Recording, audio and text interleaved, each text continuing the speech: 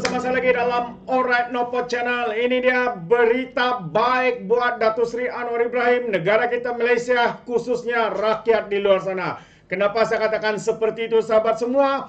Kerana apabila kita mendengar kenyataan-kenyataan daripada lebay-lebay, daripada pemimpin-pemimpin dalam pertikaian nasional, pengkhianat nasional ini, khususnya puak pembangkang ini sahabat semua, seringkali mereka melontarkan kononnya kerajaan ini gagal, Datuk Seri Anwar gagal, Rohaibi Rafizi Ramli sebagai Menteri Ekonomi gagal, dan macam-macam lagi yang mereka katakan.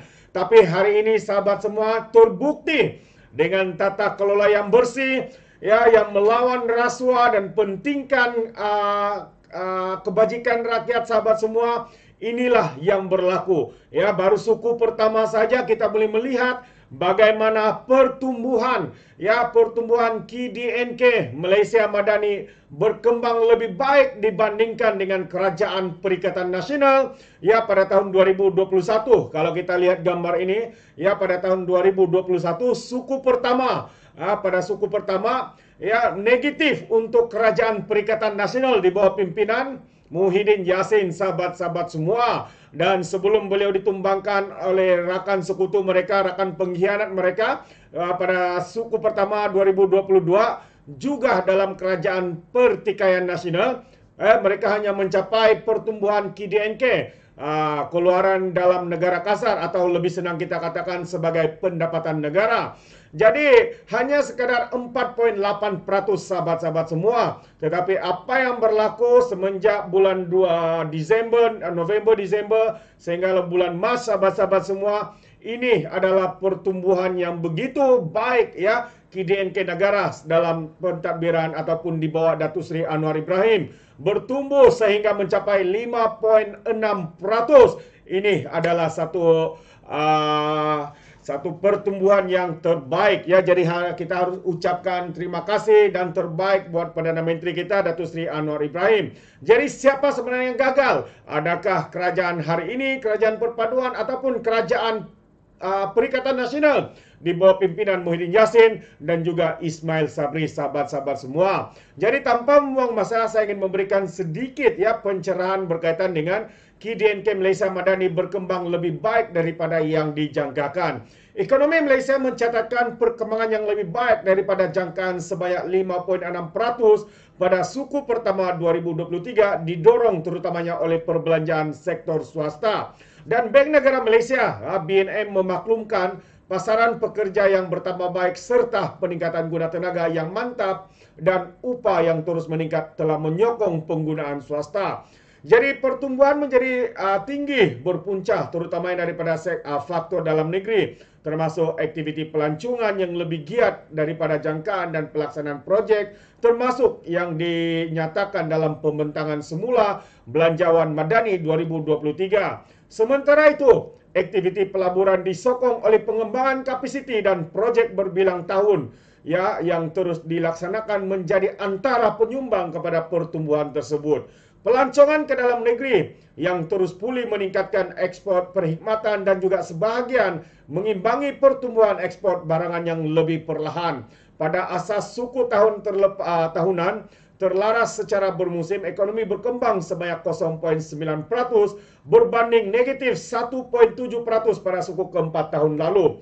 Jadi Governor Bank Negara pula menyatakan, yaitu Tan Sri Nur Samsia Muhammad Yunus berkata, pertumbuhan pada suku pertama 2023 disokong oleh pengembangan seterusnya dalam perbelanjaan isu rumah, aktiviti pelaburan yang berterusan, pasaran buruh yang bertambah baik, dan aktiviti pelancongan yang lebih giat.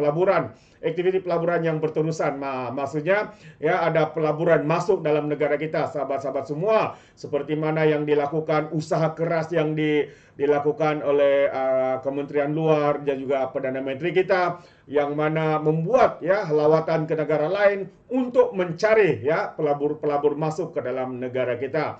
Jadi usaha kerajaan memperkasakan kesejahteraan rakyat dalam menghadapi cabaran ekonomi ketika ini diterjemah menerusi berbagai inisiatif yang dibentangkan dalam Belanjawan 2023 yang turut menjadi teras penting dalam membangunkan Malaysia Madani. Kerajaan perpaduan yang direstui oleh Yang di-Pertuan Agong kini terbukti berjaya mentadbir dan menguruskan ekonomi negara bukan sahaja dengan baik, malahan jauh lebih baik daripada yang dijangkakan. Di samping pembangunan dari segi angka ekonomi, pentadbiran Madani juga berlandaskan konsep untuk membangun tanah air yang lebih mampan dan makmur, berteraskan rudaya cipta, nilai hormat, keyakinan dan ihsan di mana keterangkuman dan kesaksamaan menjadi teras utamanya, yakni sebuah masyarakat Malaysia yang adil lagi saksama. Itu dia sahabat-sahabat semua.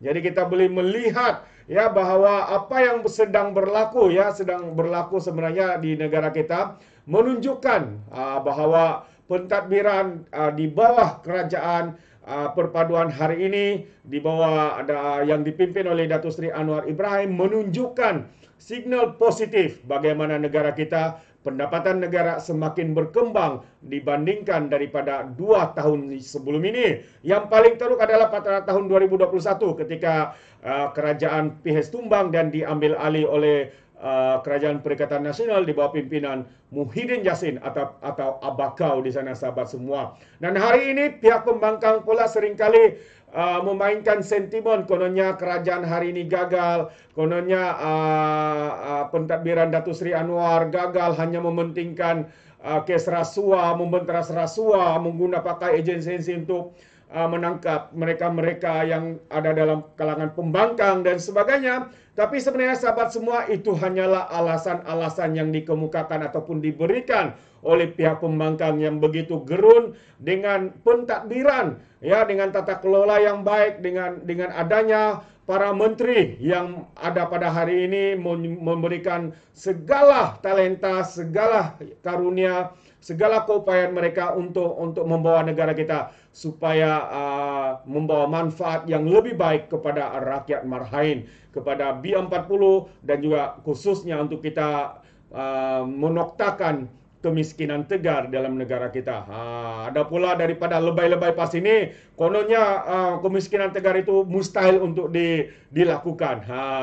Jadi kita tunggu dan lihat dengan perkembangan yang baik seperti ini, kita menjangkakan ya ekonomi negara akan pulih, ya kuasa membeli rakyat itu akan kembali kuat seperti mana sebelum pandemik COVID-19 sahabat-sahabat semua.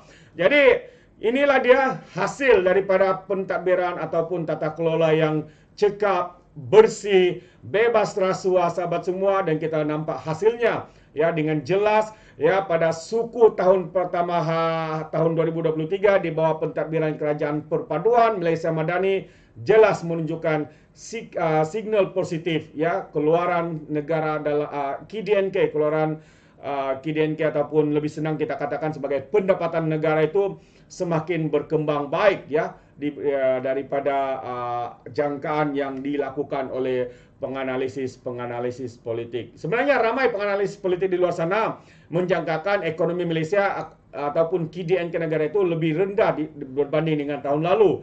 Tapi akhirnya inilah kenyataannya. Fakta, data tidak boleh menipu sahabat-sahabat semua. Walaupun lebay-lebay, geng sapu bersih, ya pembangkang di sana memusingkan segala fakta, tapi data tidak boleh diubah. Data adalah satu data yang tepat, yang tidak boleh ditukar. Seperti dalam data ini, ya, dia tidak boleh dipusingkan. Kalau mereka mungkin bercakap tanpa menunjukkan fakta ini, yang mungkin boleh bagi mereka-mereka yang terlalu bijak mungkin boleh ditipu oleh lebay-lebay, oleh geng sapu bersih, pembangkang, pengkhianat negara ataupun penyakau negara sahabat-sahabat semua. Itulah dia. Jadi kita ucapkan sekali lagi tahniah kepada Datuk Seri Anwar Ibrahim dan Kerajaan Perpaduan hari ini. Terbaik sahabat semua. Dan sekali lagi sekiranya sahabat-sahabat juga di luar sana mau memberikan sebarang komen berkaitan dengan perkara ini, Anda boleh berikan komen Anda dalam ruangan komen. Tapi ingat, komen dengan cara berhema. Jangan menjadi seperti Walan Walauntit, lebay-lebay, geng sapu bersih dan juga geng takut Anwar. Ya, apabila mereka memberikan komen penuh dengan hasutan, kebencian dan juga fitnah melampau. Sepertinya mereka tidak punya otak, mungkin karena otak mereka tertinggal di Laut Cina Selatan. Alright, itu saja, izinkan saya untuk mengundurkan diri, dan seperti biasa, peribahasa mengatakan tapak pun tangkap 2 ton keinginan. Dalam bahasa Melayu, tepuk dadah, tanya selera. Sekian saya daripada Alright Napa Channel. Saya kita berjumpa lagi dalam info dan update yang seterusnya. Sekian. Bye-bye.